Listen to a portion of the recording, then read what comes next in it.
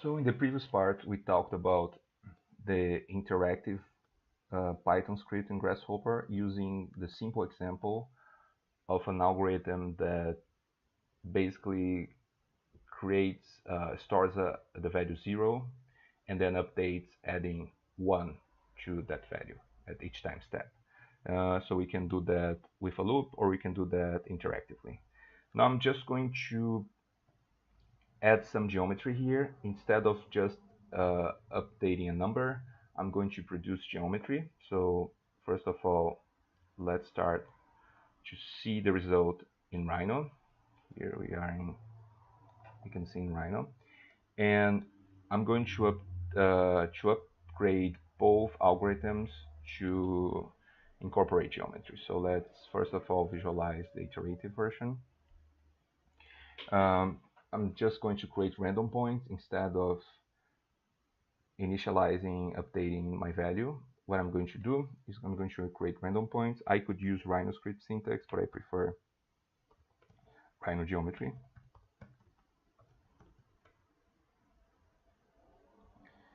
And we are also going to use random because I want to create points in random positions. So let's say instead of value equals 0, I can have a list of points. So I have points equal empty list. And for I in range n, I want to add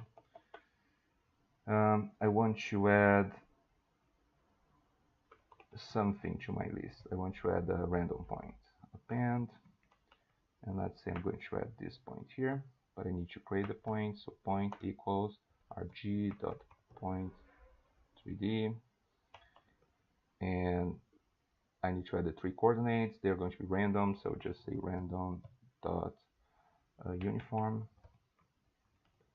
Let's say minus 100, 100, and we can do the same for every coordinate.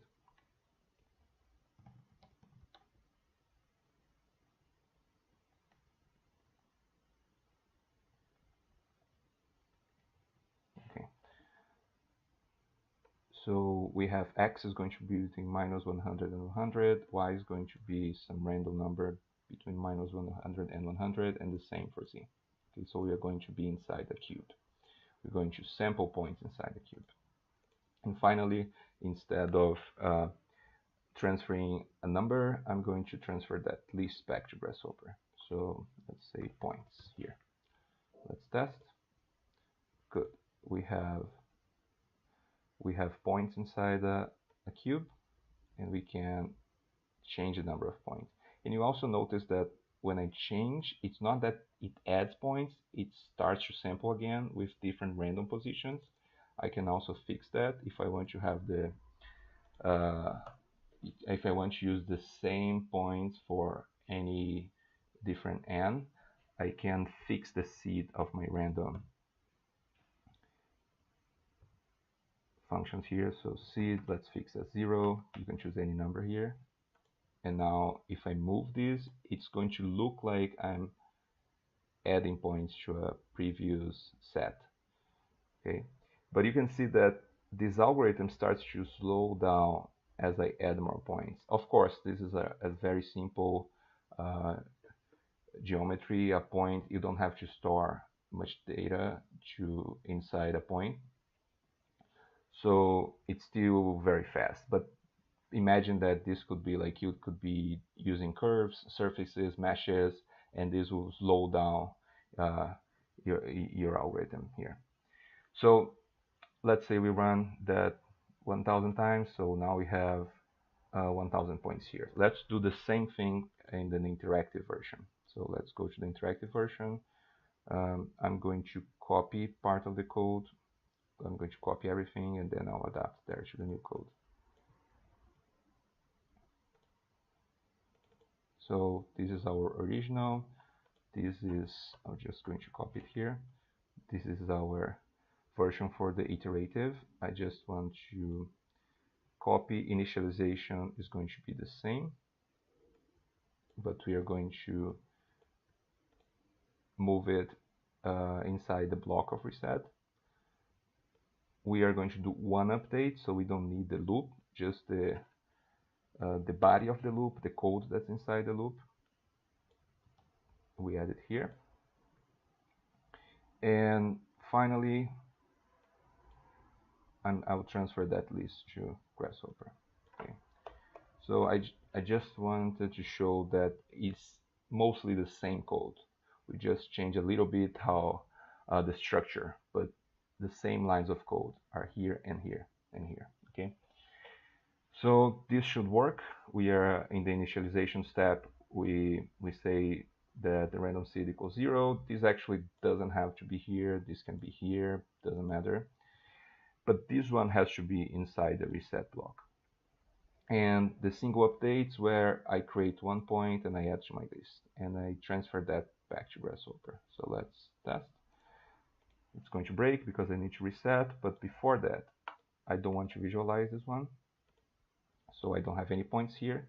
If I initialize, I probably have some bug here. Randoms not defined. Oh yeah, I just forgot to import my libraries. So rhino.geometry, srg, import random. Good. So let me test. Okay, now it's running. Good. So I reset. I have 1 point, 1 update. Okay. And I'll just make it faster.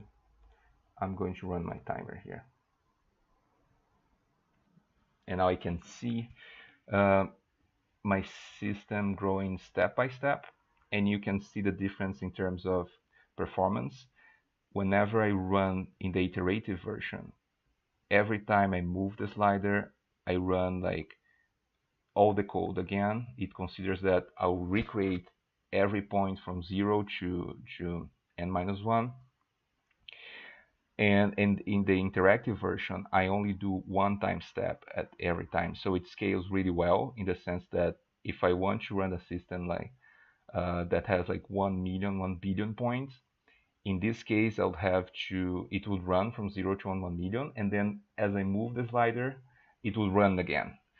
In this order, it will build step by step, but I can stop at any moment and I can keep updating.